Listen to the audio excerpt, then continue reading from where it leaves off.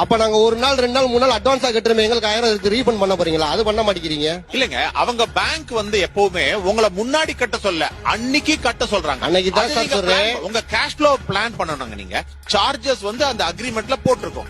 Overdue charges எவ்வளோ, இந்த மாதிரி செக் பவுன்ஸ் சார்ஜஸ் எல்லாமே போட்டிருக்கோம். பட் மோஸ்ட் ஆஃப் அஸ் என்ன பண்றோம்னா அதை நம்ம வந்து தெளிவா படிக்கிறது இல்ல, பாக்குறது இல்லங்க. சரி விடுங்க சார், நான் படிக்கல, அதை விட்டுருங்க. அடுத்த பிரச்சனை இன்னொன்னு சொல்றேன் சார்.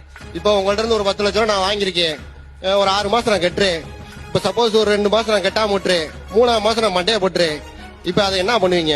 இன்சூரன்ஸ், அந்த இன்சூரன்ஸ் கிளைம் பண்ணுவாங்க. இந்த பேலன்ஸ் அமௌண்ட் இருக்கு பாத்தீங்களா, அது அவங்க ரைட்டா பண்ணி ஆகணும். அவர் வழியே கிடையாது. ஓகே, இன்சூரன்ஸ் கிளைம் பண்ணிடுவீங்க, அந்த படிப்பறிவு இல்லாம கிடையாது இருக்கு.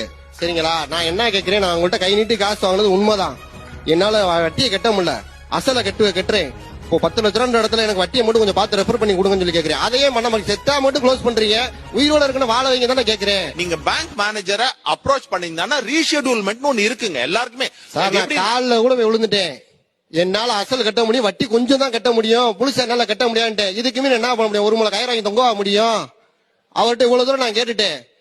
அவரை வந்து என்ன சொல்றாரு, வட்டியோட நீ கட்டிதான் ஆகணும்ன்றாரு. என்ன பண்ண முடியும்? அப்ப நான் செத்தா என்னைய வந்து சரின்றீங்க, உயிரோட இருக்கிறதுக்கு ஏதாவது வழி சொல்லுங்கயா அப்படின்னு கேக்குறேன் நான். சரி, இப்போ ஒரு நிமிஷம் நான் சொல்றேன். சொல்லுங்க சார். 10 வண்டியில 10க்கு பிளான் பண்ணி தனியா ரிசர்வ் பண்ண மாதிரி சார் வச்சிருந்தது. 2 மனுஷனுக்கு எது நடக்கலாம்? கொடுத்திருந்தாங்கன்னா மனுஷனுக்கு எதுவும் நடக்கலாம்.